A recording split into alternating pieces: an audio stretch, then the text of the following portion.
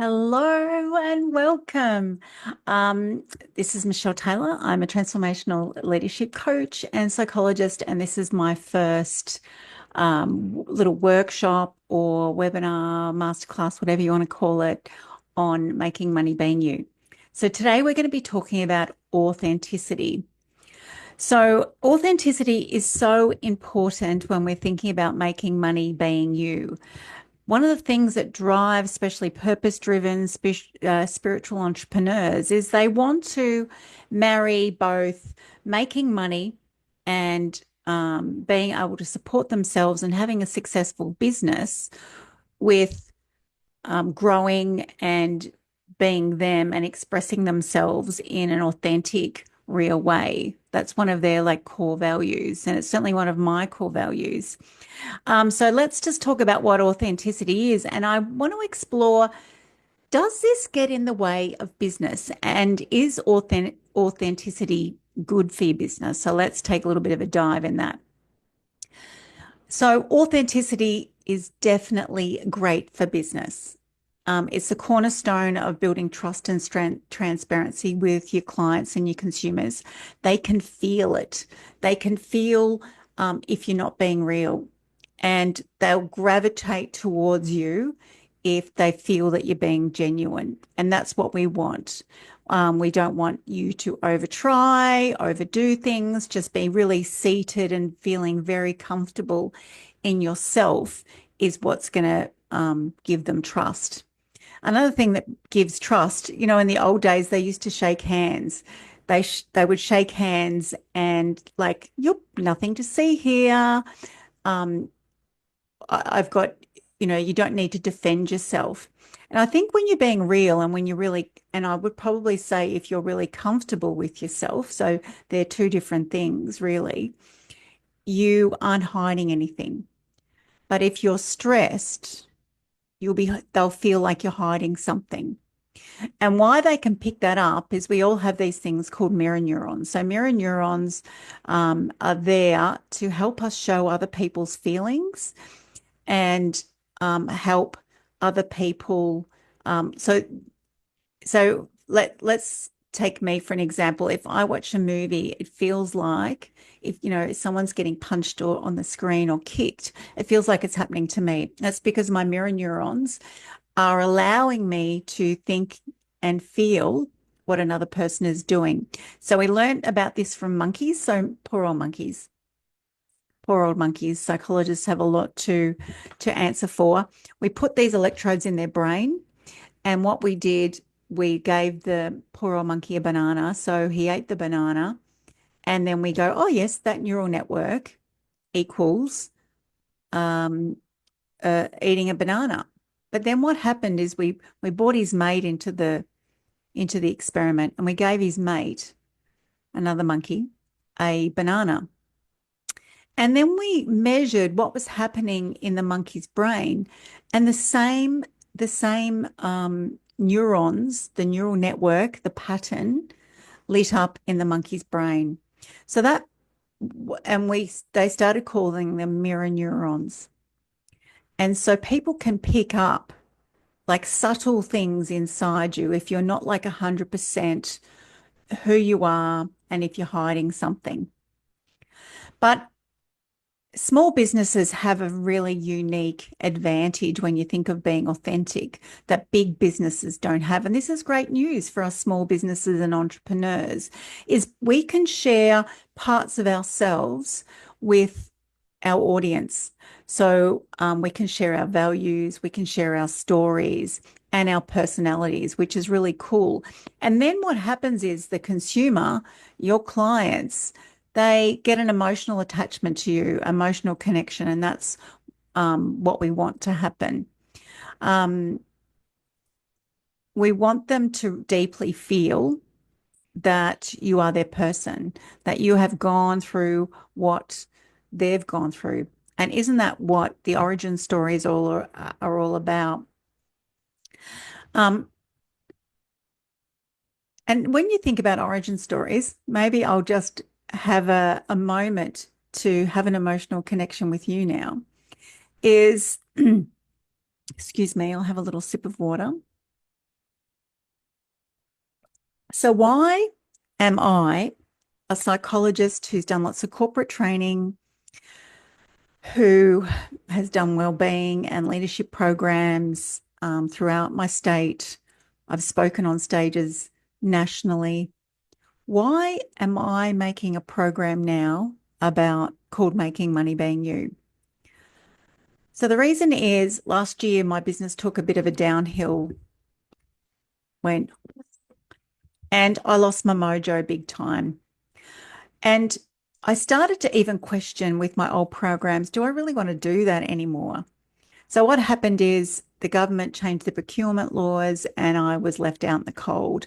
People who wanted to work with me couldn't anymore because they couldn't hire me, they couldn't pay me. So I lost my mojo and I didn't even want to it was just hard to make to do actions. Like my actions would come in fits and starts. I wasn't consistent at all in my connection to people. So what I did is I went on a bit of a health kick. I went to a couple of retreats, a silent retreat and an Ayurvedic well-being retreat in Ubud. And like it got me feeling better, but I still wasn't really 100% into my business. I realized that Michelle, you're a smart person. You've got to, let's see if you can find a model to get yourself out of this. And I did. And I created a model. And I feel like I'm expressing more of myself in this. And this is why I started to think about making money being you, because I felt like in this model, I was bringing all of myself to the table.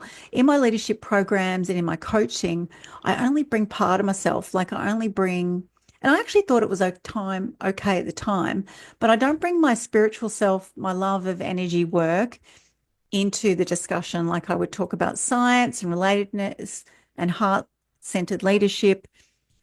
And I was certainly getting some transformation, but I think I just wanted to express this other part of me. And so I created this model. So this is why we want to talk about authenticity straight away, because I think authenticity and being you is your market advantage. There is no one else like you. And you have to think about your ikigai. What are the unique things that make you you? What are your unique skills, etc. And what can you bring to the table for your clients and for your customers? So let's think about the trouble with authenticity. And probably it's what you're thinking about it, how you're thinking about authenticity now is part of the problem. But some people say to me when we start talking about this is, Michelle, how do I tell the difference between a thought that is mine and I should listen to and a thought that I should just let pass by? And I think, how can you really know who you are if you don't know the difference?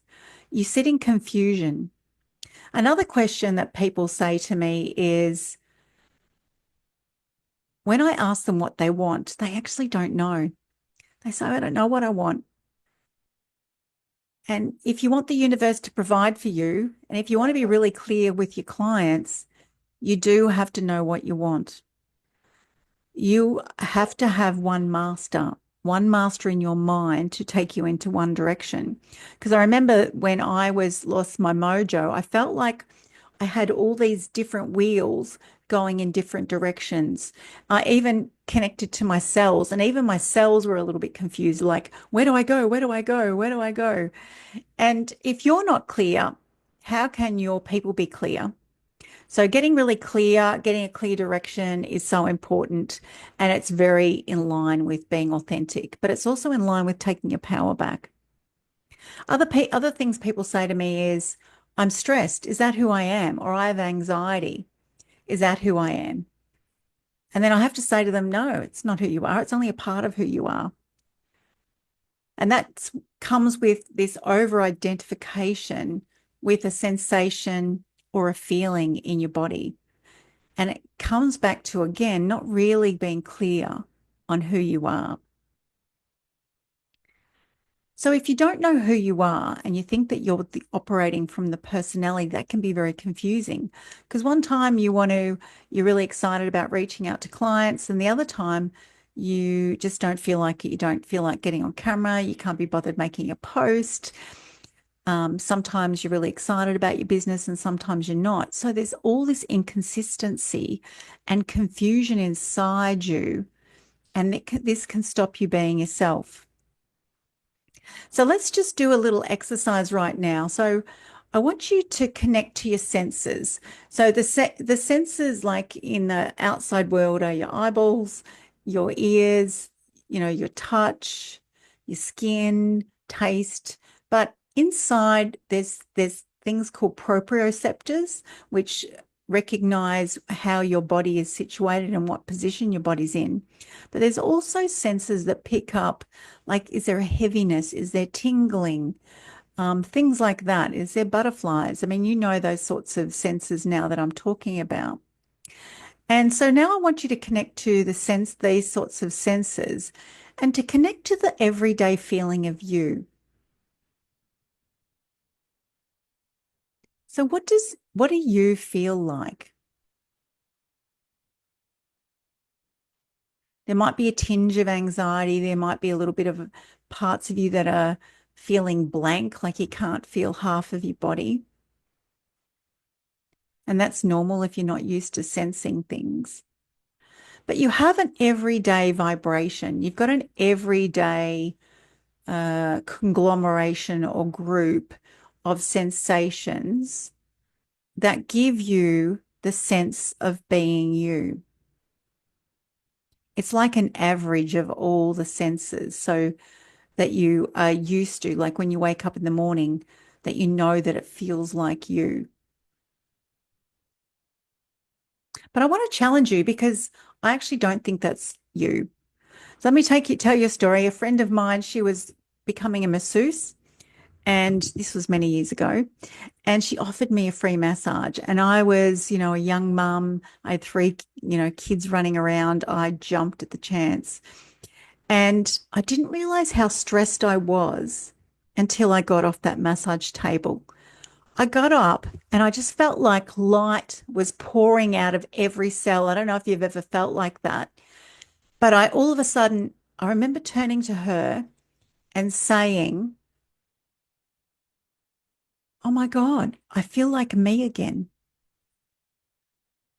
So the real you is underneath all those everyday feelings, everyday sensations, the labels, the stories that you have about yourself. And I challenge you to think, when are those times that you really feel like you? It might be when you're happy or relaxed, when you're just leaning back. That is the real you. So it's a quiet feeling. It's not a like jump out of the body type of feeling. And so I'd just like you to leave you with that idea or that thought, to question really who you are. I don't want to answer it for you in this short little video recording for the group, but wonder about, is the essence, is the power of who I'm coming from on an everyday basis, is that essence increasing the capability in my business? Because who you are, the conglomeration of who you are, is the field that people are connecting to. Or am I coming and am I sitting in my business as my real self, that powerful, quiet confidence that you know that you can just create miracles? My name is Michelle Taylor, and I look forward to connecting you further.